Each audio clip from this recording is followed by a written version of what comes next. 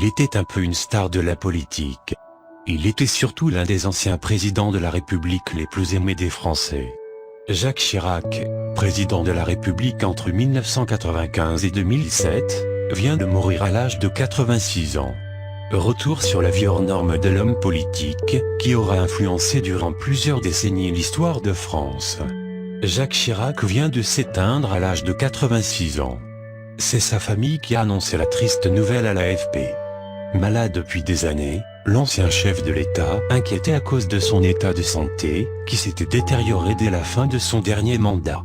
Victime d'un accident vasculaire cérébral en 2005, qui selon la version officielle, ne lui avait laissé comme séquelle qu'un léger trouble de la vision, Jacques Chirac avait décidé de se retirer de la politique en 2007. Les années suivantes, il avait fait plusieurs apparitions et avait notamment été élu en 2009 personnalité politique préférée des Français, selon un sondage IFOP pour Paris Match.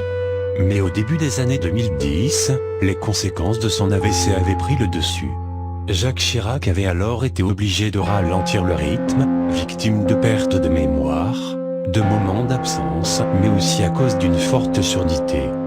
De quoi alimenter de nombreuses rumeurs autour de son état de santé.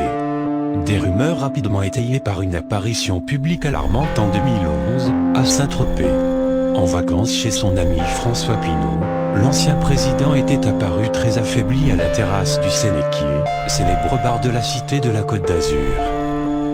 Les traits tirés, prenant appui sur son garde du corps, il avait tout de même régalé les touristes en sirotant comme à son habitude sa tomate, qui n'a rien à voir avec un jus de tomate, puisqu'il s'agit d'un mélange de pastis et de grenadine, et en prêtant une attention toute particulière à l'âge féminine.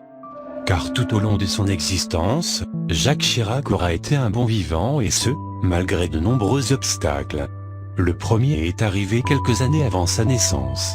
En 1924, ses parents perdent Jacqueline, sa sœur aînée, en bas âge. Le choc est rude pour Marie-Louise, sa mère, qui sera par la suite victime d'une septicémie.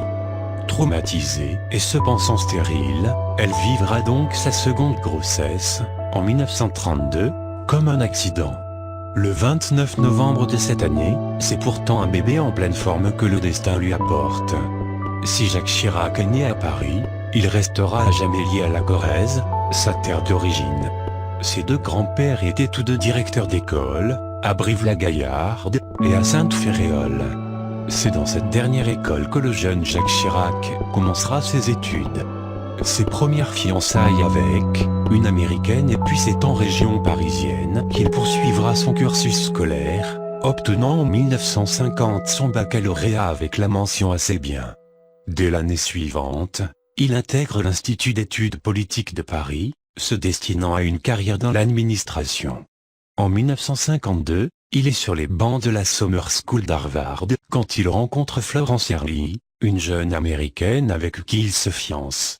Les deux amoureux seront obligés de se séparer à cause de la pression familiale et c'est lors de son retour en France qu'il rencontrera celle avec qui il partagera le restant de sa vie. Bernadette Caudron de Courcelles est étudiante à sciences politiques quand Jacques Chirac la demande en mariage. Après des fiançailles en 1953, le couple se marie le 16 mars 1956 à Paris, contre l'avis de la famille de Bernadette Chirac. Cette même année, Jacques Chirac fait son service militaire et part pour l'Algérie.